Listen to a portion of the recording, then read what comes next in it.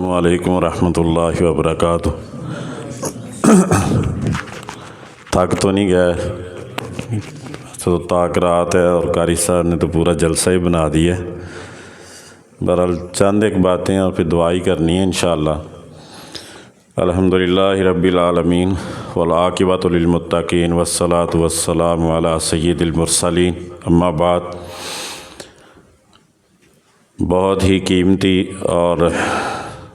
علمی گفتگو آپ سماعت فرما رہے تھے، اسی بات کو آگے بڑھاتے ہوئے دو چار باتیں کرتے ہیں اور پھر دعا کرتے ہیں۔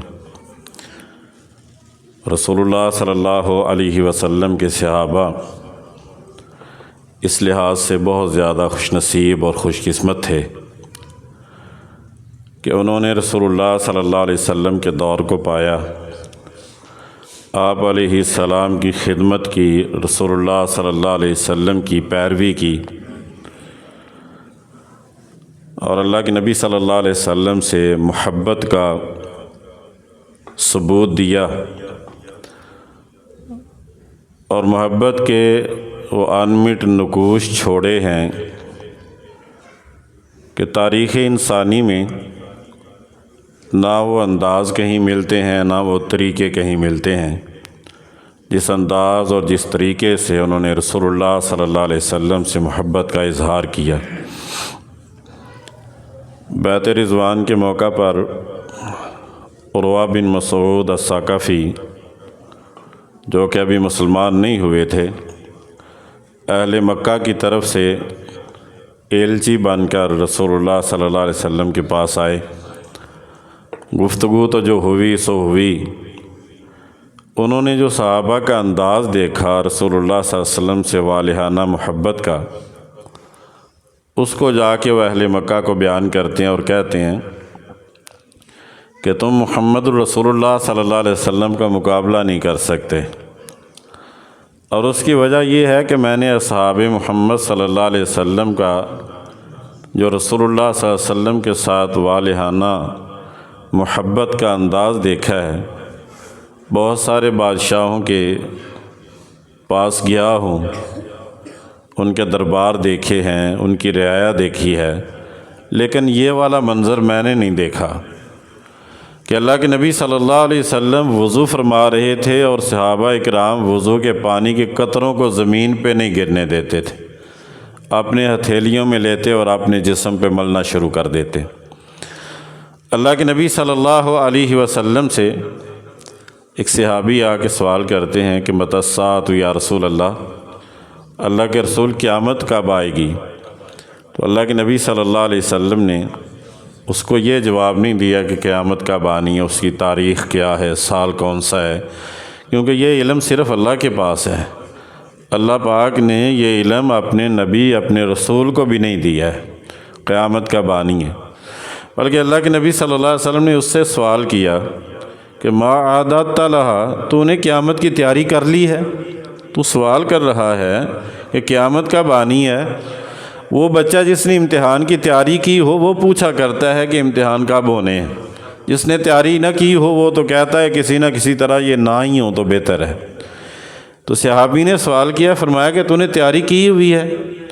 کہنے لگے کہ اللہ کے نبی میں نے کوئی کثرت کے ساتھ نفلی نمازیں نہیں پڑھیں، روزے نہیں رکھے، صدقہ و خیرات نہیں کیا، فرائض پورے کیے ہیں۔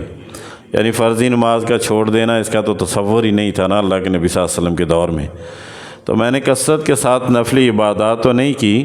لیکن ایک چیز ہے کہ میں اللہ اور اس کے رسول صلی اللہ علیہ وسلم سے محبت بہت زیادہ کرتا ہوں۔ تو اللہ کے نبی صلی اللہ علیہ وسلم نے فرمایا کہ المرء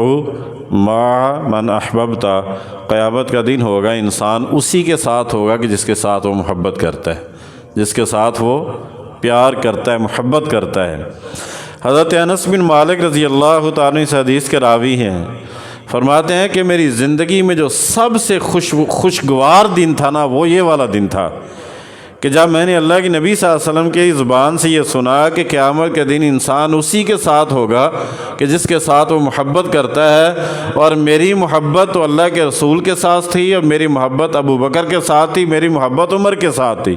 رضی اللہ عنہم، یعنی کہ حضرت انس بن مالک رضی اللہ تعالیٰ عنہ فرماتے ہیں کہ میری خوشی کی انتہا نہیں تھی کہ کل قیامت کا دن ہوگا، مجھے رسول اللہ صلی اللہ علیہ وسلم کا ساتھ نصیب ہوگا،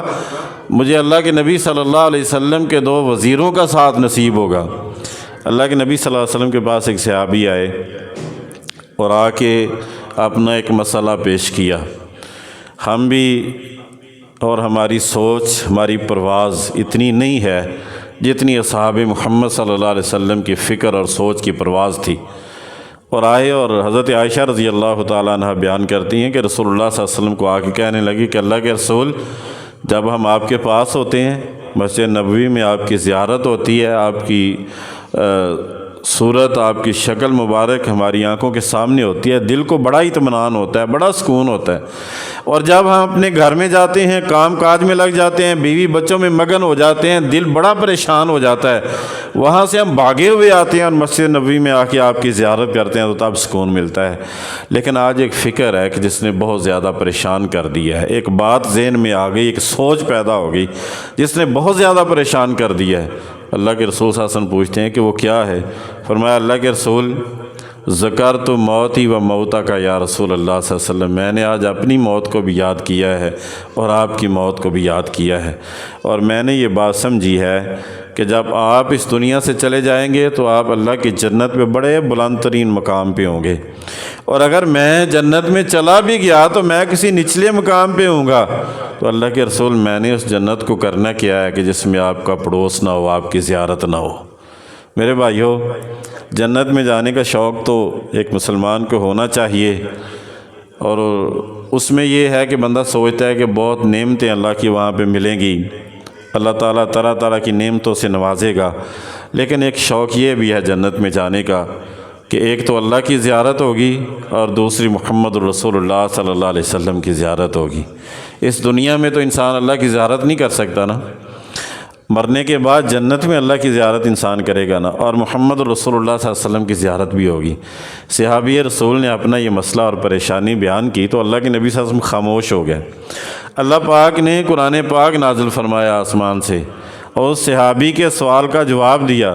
فرمایا وَمَن يُطِعِ اللَّهَ وَالرَّسُولَ فَأُولَٰئِكَ مَعَ الَّذِينَ أَنْعَمَ اللَّهُ مِنَ النَّبِيِّينَ وَالصِّدِّيقِينَ وَالشُّهَدَاءِ وَالصَّالِحِينَ وَحَسُنَ أُولَٰئِكَ رَفِيقًا، کہ اے میرے صحابی، اللہ کا یہ پیغام آیا ہے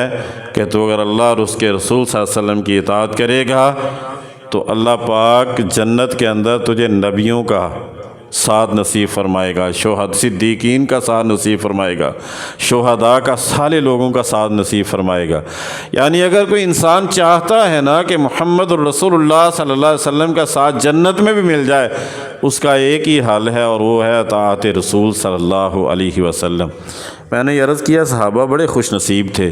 انہوں نے اللہ کے نبی صلی اللہ علیہ وسلم کی بڑی خدمت کی ہے، آقا علیہ السلام سے بڑا پیار کیا ہے۔ حضرت ربیہ رضی اللہ تعالیٰ عنہ رسول اللہ صلی اللہ علیہ وسلم کی رات کے خادم تھے، اللہ کے نبی صلی اللہ علیہ وسلم کی خدمت کیا کرتے تھے۔ فرماتے ہیں کہ دن کو تو خدمت گزار بہت زیادہ ہوتے تھے، مجھے موقع ہی نہیں ملتا تھا، تو میں نے سوچا کہ رات کو اللہ کے نبی صلی اللہ علیہ وسلم کی خدمت کرنے کے لیے کوئی وقت نکالتا ہوں۔ رات کو رسول اللہ صلی اللہ علیہ وسلم کے دروازے پہ بیٹھے رہتے کہ اللہ کے نبی صلی اللہ علیہ وسلم اٹھیں گے، وضو کا پانی مانگیں گے، قضائے حاجت کے لیے پانی مانگے، میں وضو کرواؤں گا اللہ کے نبی صلی اللہ علیہ وسلم کو۔ فرماتے ہیں کہ آقا علیہ السلام کا جوتا مبارک سردیوں کی راتیں میں نے اس کو اٹھایا ہوا اور اپنے سینے سے لگا کے اپنے بازوؤں میں دبا کے رکھا ہوا، اس لیے کہ اللہ کے نبی صلی اللہ علیہ وسلم اٹھیں گے اور جوتا پہنیں گے تو اللہ کے نبی صلی اللہ علیہ وسلم کو جوتا ٹھنڈا نہ لگے، جوتا گرم رہے تاکہ رسول اللہ صلی اللہ علیہ وسلم پہنیں اور تکلیف محسوس نہ کریں۔ یہ صحابہ کی سوچ ہے نا جی، ہم تو نہیں یہاں تک پہنچ سکتے۔ آقا علیہ السلام کی خدمت یوں بھی انہوں نے کی ہے۔ رسول اللہ صلی اللہ علیہ وسلم کی ایک صحابیہ سیدہ ام سلیم رضی اللہ تعالیٰ عنہ، اللہ کے نبی صلی اللہ علیہ وسلم اکثر ان کے گھر میں جایا کرتے تھے، تو اللہ کے نبی صلی اللہ علیہ وسلم کے لیے کھانا تیار کرتی، رسول اللہ صلی اللہ علیہ وسلم کی خدمت کرتی۔